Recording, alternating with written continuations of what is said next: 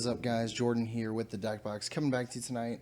And actually, what we're going to be talking about right now is the current standard meta and looking into the future with how things are gonna change over the next few months.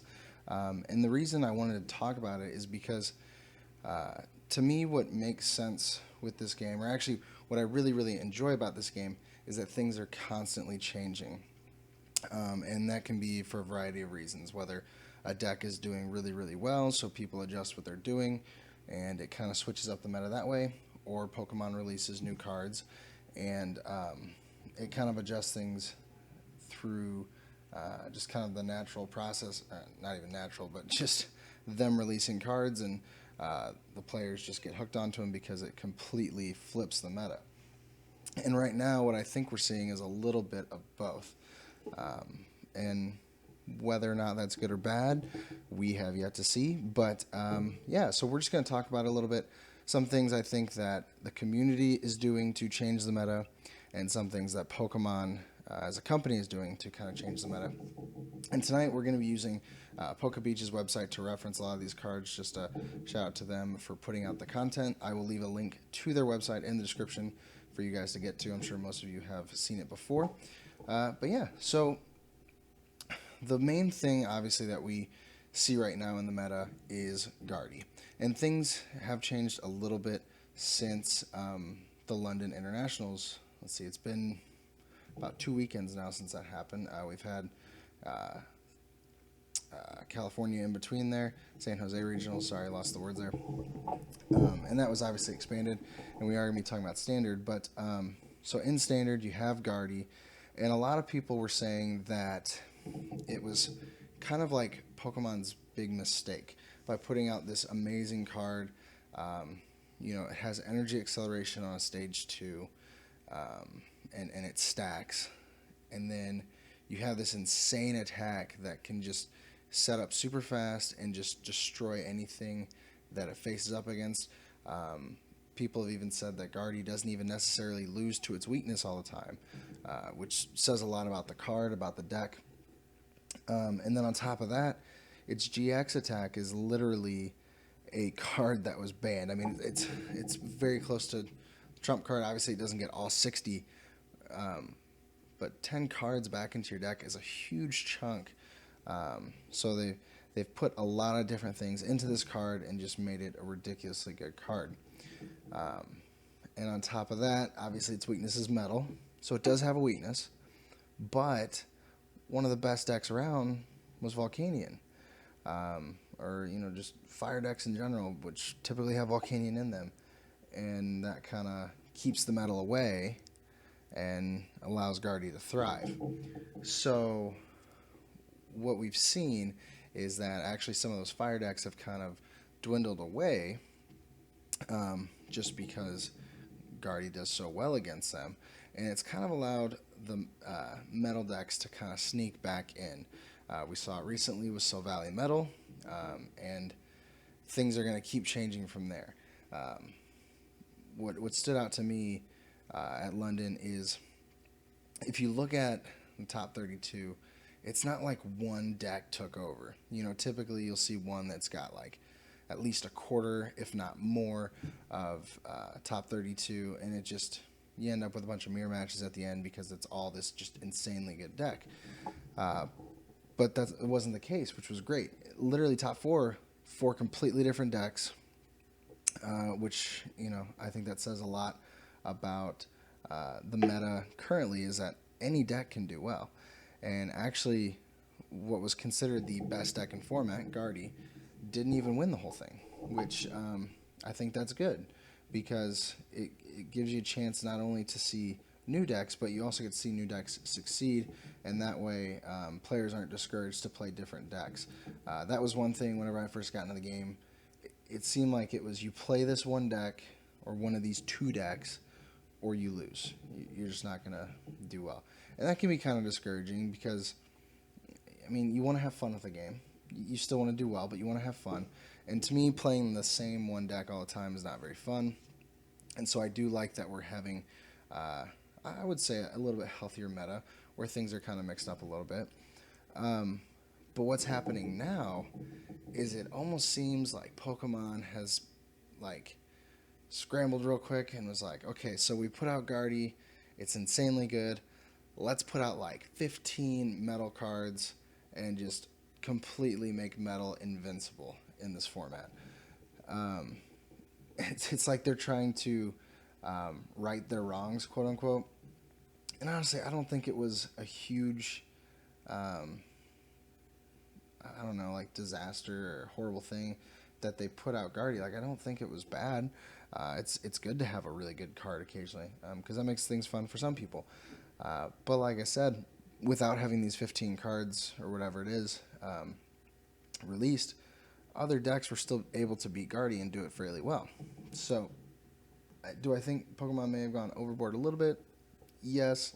But I am excited for what's to come in the future meta because I think it's probably gonna become more, or I'm sorry, it's gonna become less about what you're weak against and more about potentially your skill and just overall how the deck is constructed and how it runs. So now that I'm past that big discussion, I'm going to show you some of the metal cards, which I'm sure we've all seen them all over the internet. But I'm going to real quickly breeze through them. We have, let's see, 3 different Solgaleo cards, essentially, that have come out. We have the Solgaleo Prism Star, which this is what's really insane about this one, is it is a basic. And that is something that we haven't seen since EXs, we'd have stage 1s or stage 2s as basic. And now we have them coming out with basics. They have insane HPs of 160. You can get them up to 200 with Fighting Fury Belt. And again, it's metal. Hits for insanely high numbers. Now you do have to get energy on, but it has an energy acceleration attack. You're going to be one-shotting these Gardies. It's not going to be a problem. And you're not only just one-shotting Gardies. Anything within range of 190, because you will obviously probably have a choice band on, will be able to be one-shot. Or even if you have Fighting Fury Belt on, you can one-shot Lele's. So there's the card out there you can see. But this was just kind of the starting point. We're like, okay, that makes sense. Solgaleo is a big deal. But then we start getting Prism Trainer cards. And we have Cyrus. And it can only be used if your active Pokemon is water or metal. So again, more metal support. And what this card does, if you haven't seen it, it's basically like a Plea GX, but even more hardcore. Because Plea, you get to put all the cards back into your hand, whereas this one, your opponent chooses 2 of their bench Pokemon and they shuffle them back into their deck. So they can't play them down immediately. It could potentially clunk up their deck. So this card takes metal decks and says, hey, that thing that Gardy was using with Sylveon, you can have it too. So they add a little bit more to it. And then we get Magnezone. And Magnezone does the same thing that the old Magnezone did that was electric type, except now it's steel type. And it gets to attach as much energy as you want per turn, as often as you like. As much metal energy, excuse me. And its attack hits for the perfect numbers to be able to take down Gardy. Like, it's just continuously better and better. I mean, this potentially could kind of be its own deck, with some bigger GX help here and there. But yeah, so you get Magnezone. And, that kind of beefs it even more. Then you move on and you get Heatran.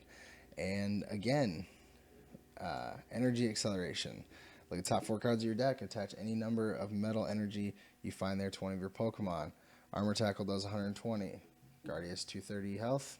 Weakness, 240. Another Pokemon that can come in and take down Gardy.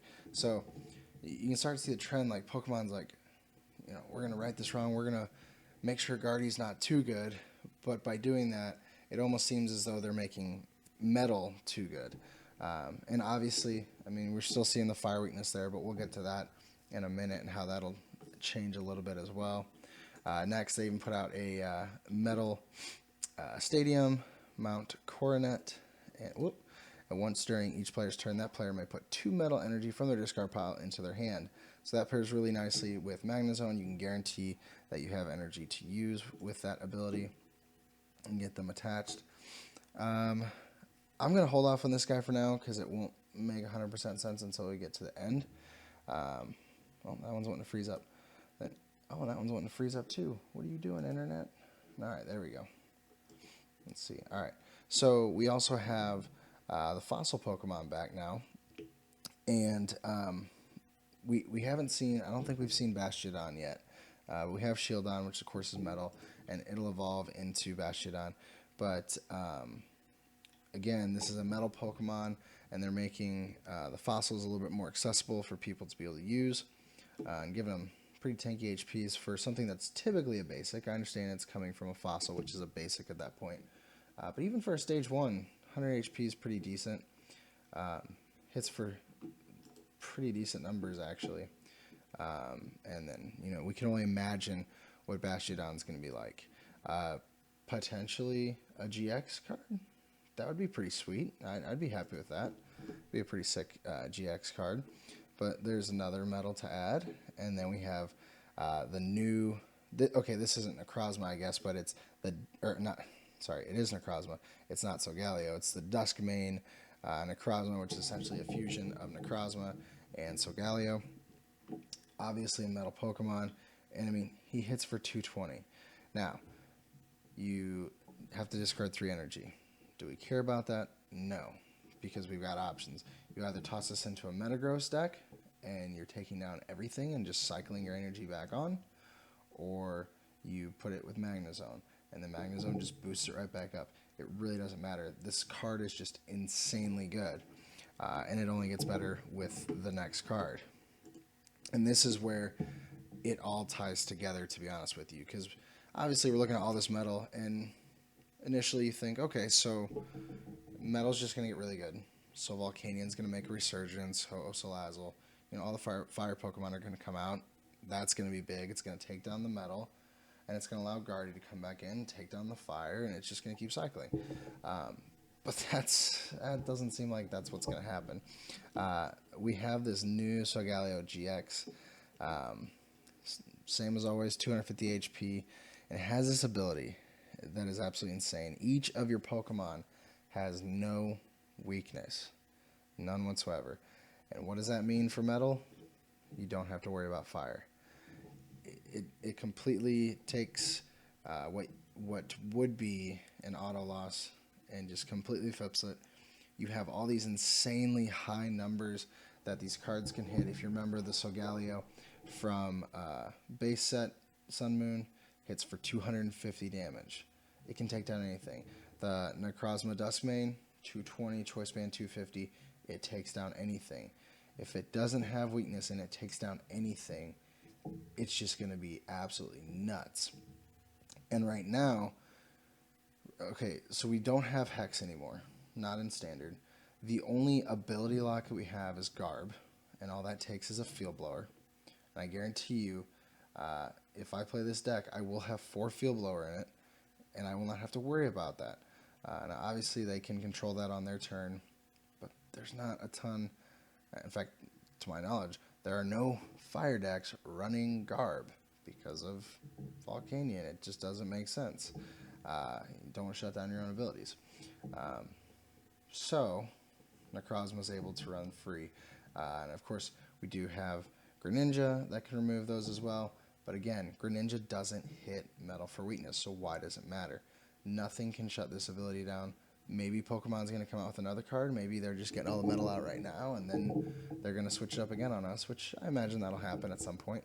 But for now, or at least once February hits when the set drops, things are going to change drastically. And it's going to be really interesting because there's going to be 2 sets of players. There's going to be those who have prepped for this, those who have watched this video and listened to how things are going to change. Some of the better players who have been testing for a while and understand, like, okay, this is what I need to expect.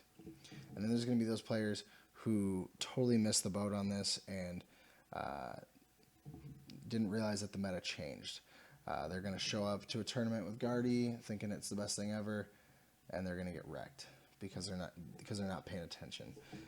And that's what I'll notice at first. Another thing with this card in particular, if you notice, the energy requirements super low for a metal Pokemon to begin with, and then on top of that, it's colorless.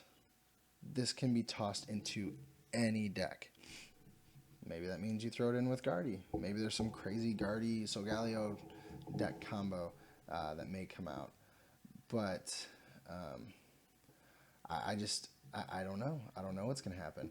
I will say that I've already started working on, and it's going to sound kind of weird, but I started working on Ho-Oh Salazzle with some Garb tossed in. No Volk, just tossing Garb, shut down abilities. It helps more than just with Solgaleo. But I have a feeling that that's going to be a huge thing. So I'm like, I'm going to test it to see, am I crazy or, could this work? So, so there's how that changes there. With having all these metal Pokemon come out, just doing absolutely insane things.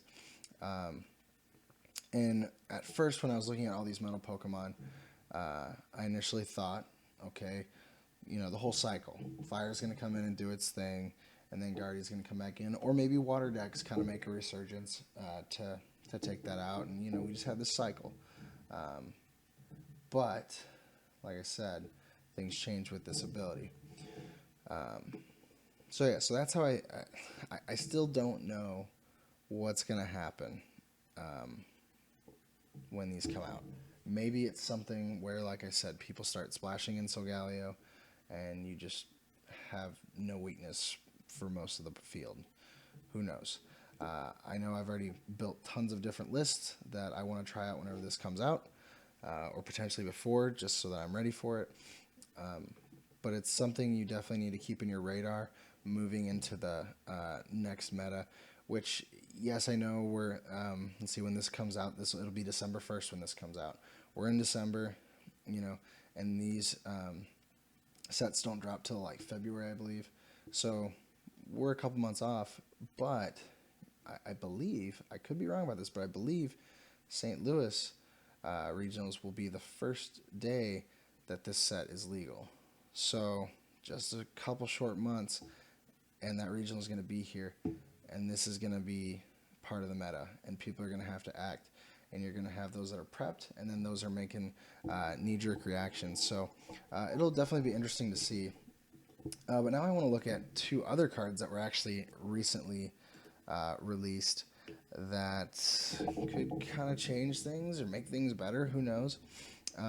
So first we have Leafeon, which a lot of people were expecting evolutions to come out, which makes sense. They had an EV card release, so it only makes sense that they would release some more of the evolutions.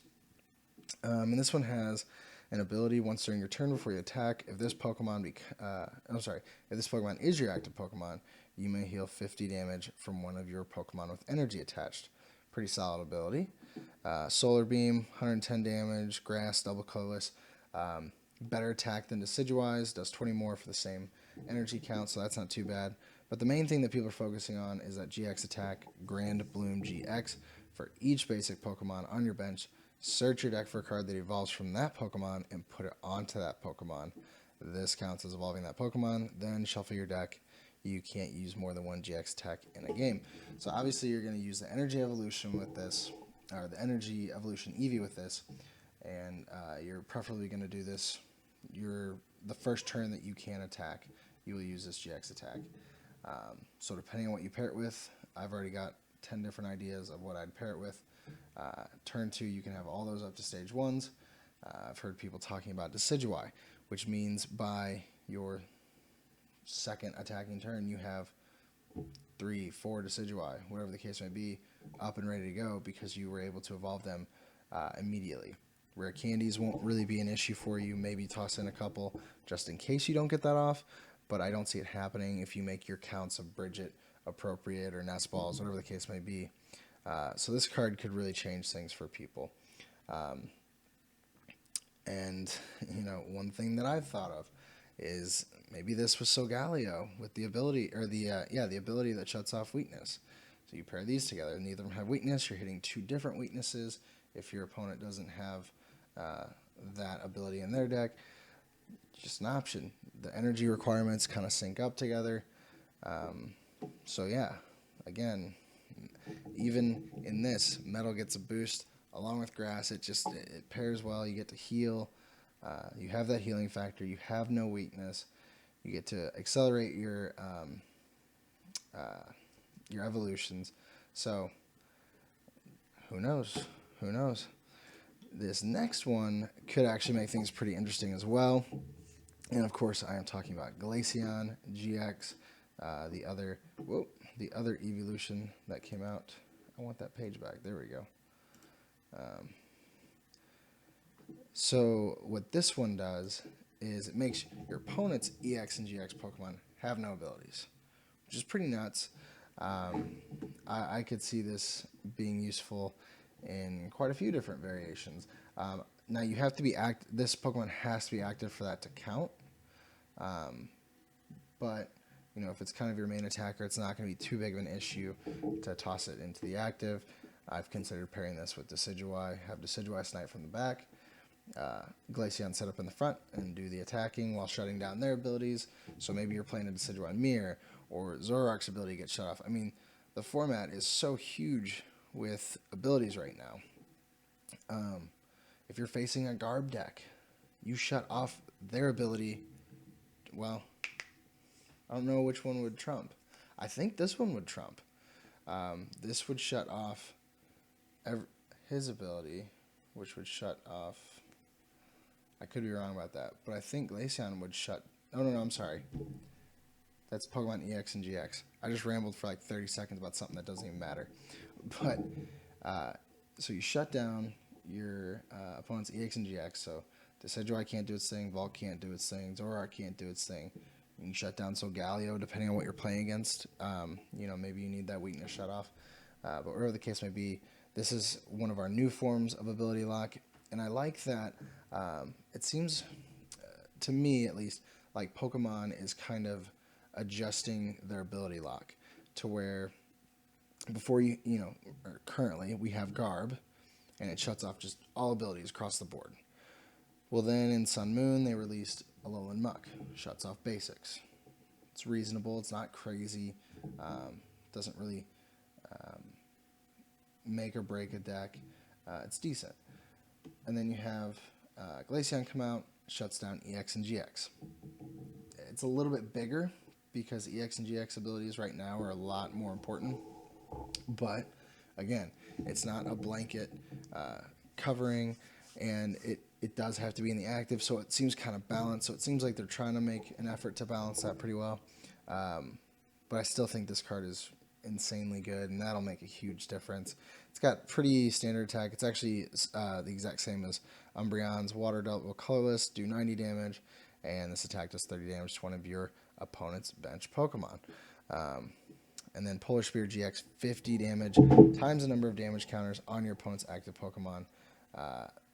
That could get insanely high, insanely fast. Like I said, you pair this with Decidueye, 2 snipes on a Gardy or whatever, and then you're doing 200 damage with that 40s, 240. You're taking down most things. If you need to, you can put on a choice band and take down anything. So again, this kind of changes things up as well, because if you set it up right, you're going to be able to make this work. However, again, it's a metal weak Pokemon. Maybe that causes issues for it.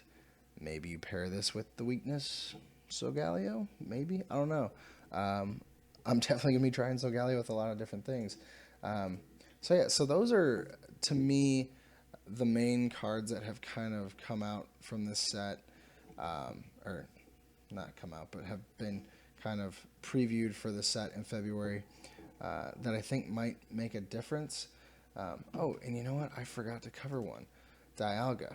So the reason I skipped it is because it's Dragon, and it's obviously weak to Fairy. But if you pair it with that Solgaleo, you shut down the weakness. And again, it's another example of Pokemon giving Metal typing an advantage. First 2 attacks aren't great. Well, the first attack is decent. It's basically Shaman's setup, but as an attack. Second one, you just do 80 damage. But the GX is pretty neat. Insanely high energy cost, but you get to go twice, basically. So you use this with a choice band, you take down a Lele or Bulu or whatever that has 180 HP, and then you get to take a turn again. I mean, you pair this with the Solgalios, and the one has the, I forget what the ability is. It's basically kind of like stand-in, except you can have any Pokemon become the active. So you take down something with Dialga, then you bring up one of your Solgalios that hits for like 220 or 250 and take down something else. You can take 4 prizes in one turn. I mean, it's 2 turns, but 1 turn. So again, Metal just it gets this huge boost. So what I'm trying to figure out, what I'm sure many of you are probably wondering or asking is like, in this next format, what we need to figure out is what's going to happen to fairy Pokemon. Will the presence of all this metal actually, wipe it out? I personally think it will. From there, though, what happens to those decks that are weak to Gardy? Will Volcanion make a resurgence since Gardy wouldn't be around as much? Will we see some dragon decks? Maybe some dragon Pokemon actually kind of make an appearance. I know some people had kind of toyed with the idea of Noivern before, but the big issue was there were 2 big issues: no DDE and fairy weakness. And maybe with one of those you'd be okay, but both of them doesn't really work, and now you're going to be losing that fairy weakness essentially if Gardy goes away, and so maybe it gives Noivern a chance, So that's what I'm curious about, is what happens to fairy. Then from there, what happens to Metal? Does Metal just come out, make this huge resurgence because it has all this support? But then does it die off because it loses what it needs to fight against? If that makes sense. Like if fairy goes away, what is Metal's purpose at that point? Does it serve a purpose, or does Metal, is it actually going to be consistent against everything? And like I said, maybe with that Solgaleo with the weakness lock, could actually make a difference. So yeah, it's really kind of that triangle that people have been looking at right now. It really makes things interesting. And obviously now we've got Zoroark coming out and all these different Zoroark variants. Where does Zoroark fit into this? And I think if you've got a head on your shoulders, you look at many of these cards and you can definitely see where Zoroark could find its place. I mean, it fits with many of these, and it would just make these even more broken decks.